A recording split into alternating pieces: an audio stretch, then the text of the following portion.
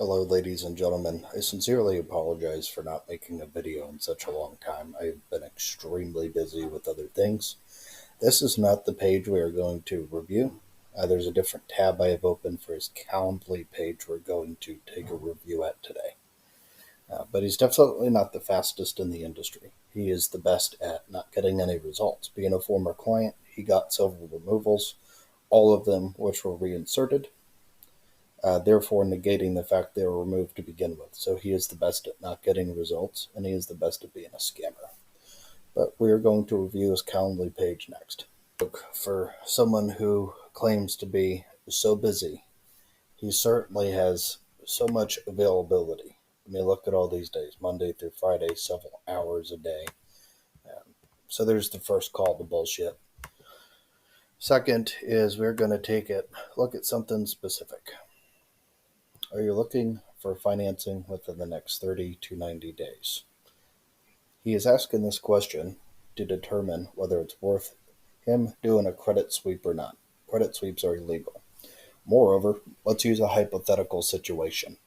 Okay, if you're someone who's looking to obtain financing for an auto loan, okay, and you don't have any good autos on your credit to present to a bank, you're going to be a first-time buyer, considered as much at least, even though you bought in cars in the past because it's not on your credit report.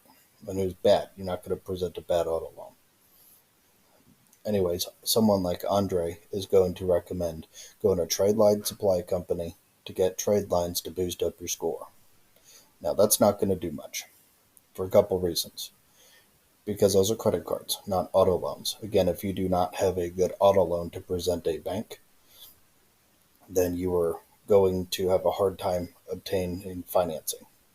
Now, not impossible, right? You'll be considered a first-time buyer, which means without a cosigner, you're going to be expected to put a substantial amount down and not get the most favorable interest rate.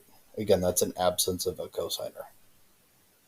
So, just proven that he's a scam artist, and he might tell you the information I just told you, but he absolutely got it from me. He should be paying for that, but that's a different conversation. He doesn't pay his bills. Ladies and gentlemen, Andre's a scammer, point blank. He's going to scam you for $1,500 plus for a stupid credit sweep that's illegal, and you're going to get subpar financing as a result. Again, scammer through and through. Do not do business with him.